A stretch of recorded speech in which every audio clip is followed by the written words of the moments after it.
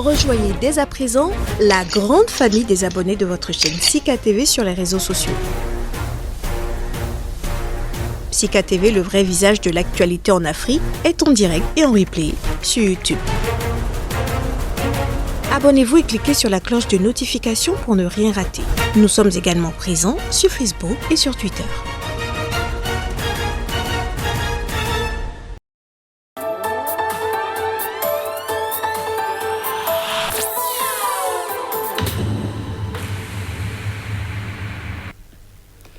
Mesdames, Messieurs, bonjour et bienvenue sur Entretien du jour.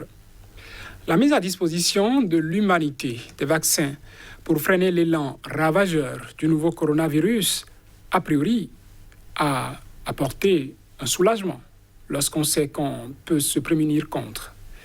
S'il est vrai qu'à l'heure actuelle, on note un déséquilibre de la couverture vaccinale d'un continent à un autre, les résultats obtenus de l'expérience des vaccins, ces résultats sont là, et les méthodes sont de plus en plus critiquées.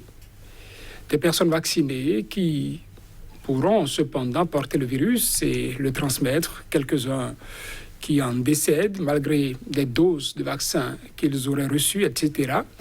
Des cas qui nourrissent la polémique et qui renforcent les réticences jusque dans le rang des praticiens hospitaliers et autres experts du domaine. Des éminences en santé sont malheureusement décédées de Covid-19. Quelles leçons tirer de l'expérience vaccinale contre la Covid-19 ? Comment comprendre ces critiques, cette méfiance à propos des vaccins et à l'heure des formes graves ou du virus bien sûr, qui fait la terreur avec des morts au quotidien, même dans les pays africains jadis relativement touchés. Faut-il continuer à douter des vaccins ? De l'efficacité des vaccins, nous en parlons dans cet entretien avec Dr Célestin Alexis Aguessi, praticien hospitalier au Centre hospitalier universitaire Michel. Nous sommes à Paris, au 18e. Il est en disponibilité. Les spécialistes de médecine d'urgence, chercheurs en santé publique, avec un PhD en cours en santé publique à Paris-Sorbonne. Bonjour, Dr Aguessi.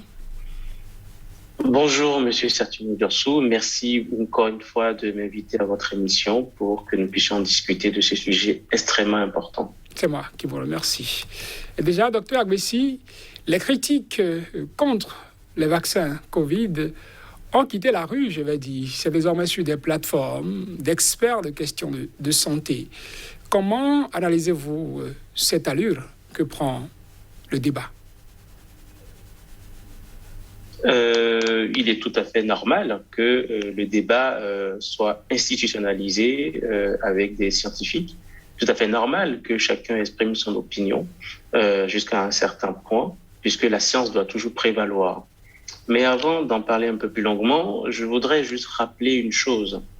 À l'heure actuelle, nous avons à peu près 4,54 milliards de doses de vaccins qui ont été inoculés dans le monde entier.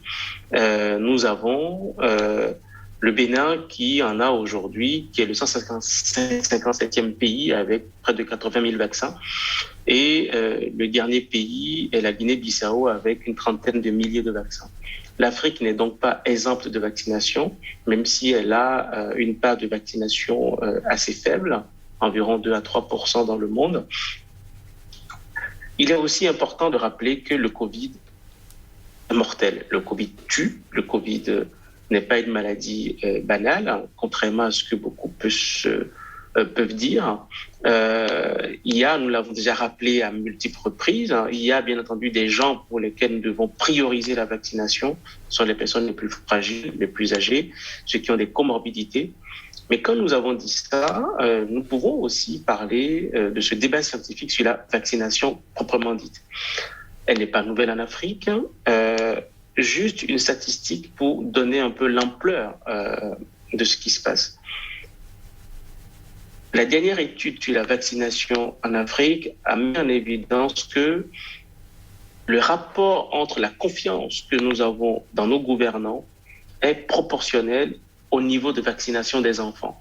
C'est-à-dire que plus on croit nos gouvernants et plus les vaccins qu'on donne aux enfants, les vaccins obligatoires, les 5 vaccins obligatoires pour les enfants, le taux de vaccination dans le pays est extrêmement élevé. Or, il y a un nouveau phénomène aujourd'hui qui est les anti-vax, donc ceux qui sont contre la vaccination. Je les comprends parfaitement, mais nous savons que de manière pragmatique, historique, la vaccination a permis de sauver des millions de vies, a permis de sauver des millions d'enfants, spécialement en Afrique, et même si l'Afrique est encore le continent où il y a le moins d'enfants vaccinés. Donc, toutes ces données pour dire une chose. Un, en Afrique, nous sommes le moins vaccinés au niveau des enfants. Ceci est lié à la confiance que nous faisons à nos gouvernants. Et trois, avec l'ère de l'information de masse, nous avons aujourd'hui une nouvelle génération, une nouvelle façon avec l'Africa Empowerment.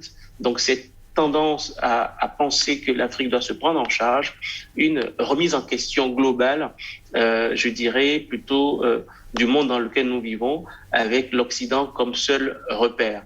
Donc les Africains veulent se prendre en charge, mais je pense que le débat est largement faussé à la base, puisque ce n'est pas en refusant la vaccination qu'on peut exprimer son ras-le-bol contre l'Europe ou contre les techniques ultralibérales dont l'Afrique est souvent le siège et le réceptoire. Donc le problème de la vaccination est un problème qui est très sérieux, puisque on ne peut pas, et j'entends beaucoup, on ne peut pas se permettre de refuser la vaccination pour des prétextes qui ne sont pas scientifiques. On parle beaucoup du paludisme, qui est effectivement la maladie la plus mortelle en Afrique. Toutes les raisons qui sont évoquées ou qui sont invoquées pour refuser le vaccin du Covid sont parfois des mauvaises raisons pour des bonnes causes. C'est-à-dire que effectivement, le paludisme tue en Afrique. Effectivement, il y a la famine en Afrique. Mais est-ce que tout ceci a attendu le Covid avant de sévir? Non. Est-ce qu'il vaut mieux mourir du Covid en espérant mourir du palu, alors que le vaccin contre le Covid existe? Ou bien il faut attendre que le vaccin du palu arrive avant de prendre le vaccin pour le Covid? Non, la question, elle est très simple. Il y a des maladies différentes, il y a des morts qui meurent de choses différentes, et donc il faut protéger tout le monde, aussi bien ceux qui ont le palu que ceux qui ont le Covid. Bien entendu, il y a aussi la question de savoir est-ce que la vaccination est efficace. C'est la vraie question. J'allais vous poser la question, parce que dans l'entendement, au-delà du débat qui se fait, au-delà des hommes du domaine qui prennent la parole, il y a qu'on parle d'effets secondaires, ça nourrit des craintes au niveau des populations, et parfois, à tort ou à raison, elles disent, bon, on ne va pas sortir, on va attendre d'abord. Que diriez-vous à ceux-là qui sont chez eux et qui attendent d'être convaincus avant de sortir? Je leur dirais simplement ceci. Nous avons été vaccinés toute notre vie contre des maladies qui ont aujourd'hui été éradiquées. La vaccination a éradiqué des maladies. Ça, c'est la première chose. La deuxième chose, plus il y a de gens qui sont vaccinés, plus on arrive à ce qu'on appelle herd immunity, qui est l'immunité naturelle, l'immunité complète pour tout le monde. Et donc, en fonction du nombre de gens qui sont vaccinés, la maladie peut disparaître. Et enfin, pour les professionnels de santé, nous sommes des soignants. Nous avons l'obligation de rendre service à nos patients, à nos populations. Et pour cela, nous devons être en très bonne santé. Nous ne pouvons pas être les pourvoyeurs de maladies. Nous ne pouvons pas être ceux qui contaminent nos malades. Et donc, pour cela, il est de bon ton que nous nous vaccinions pour sauver nos malades. Ensuite, je dirais que l'efficacité des vaccins que nous utilisons, bien que nous n'ayons pas, et il faut le dire de manière très transparente, n'ayons pas encore tout le recul nécessaire. Sauf que pour une fois, la loi des grands nombres est quand même assez intéressante. Je rappelais tout à l'heure qu'il y a 4,540 milliards de doses de vaccins qui ont été inoculées dans le monde. Et bien entendu, il y a des effets secondaires. Et ces effets secondaires, on les connaît, ils sont énumérés, ils sont bien connus.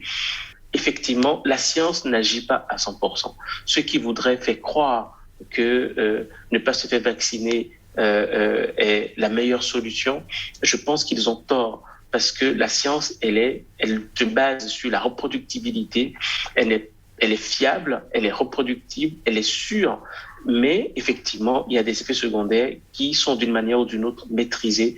On ne savons pas sur qui ça va tomber, mais nous pouvons les reconnaître, nous savons les reconnaître, nous savons les chercher pour éviter que ces personnes-là puissent avoir des séquelles à long terme. Mais on sauve des vies, on sauve des millions de vies. Nous savons que dans notre pays, le centre de traitement des épidémies est débordé. Nous perdons des grands savants, nous perdons de grands médecins dans tous les pays africains et le Bénin n'y fait pas exception.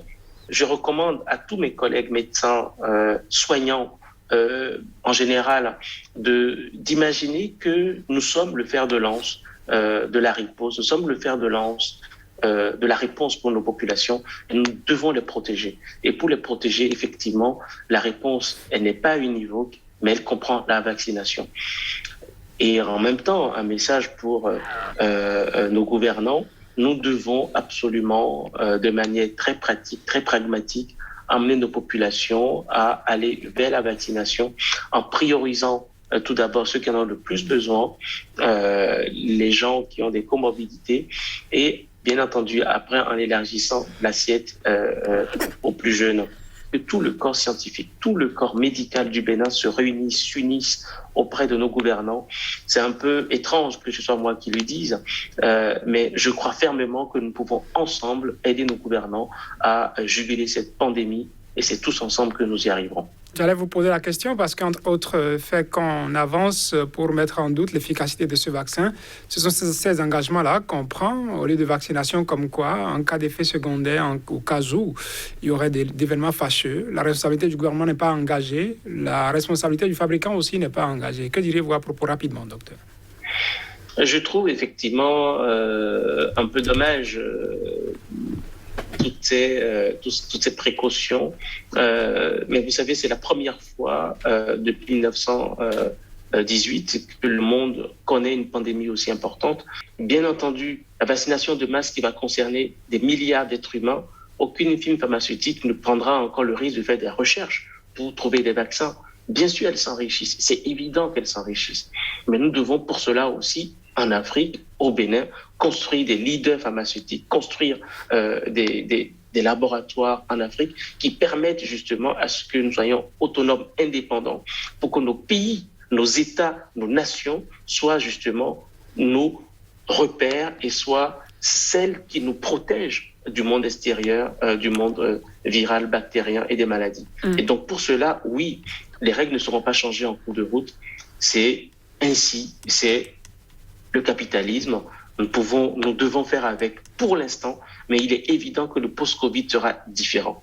C'est évident, il sera différent parce que le monde a changé. Docteur Célestin Alexis Sagouessi, nous vous disons merci d'avoir répondu à nos questions depuis la France et déjà nous présentons des excuses aux téléspectateurs pour la qualité de la bande passante concernant les images venant de ce côté-là. Vous l'avez compris, nous allons faire avec. Vous avez pu entendre distinctement Dr Agouessi au cours de cet entretien et j'espère qu'il en aura apporté de plus dans ce débat qui a poursuivi l'efficacité de la vaccination et que les plus sceptiques trouveront des éléments pour se décider. Là, monsieur, c'est tout pour cet entretien. Merci de nous avoir suivis. Merci à vous.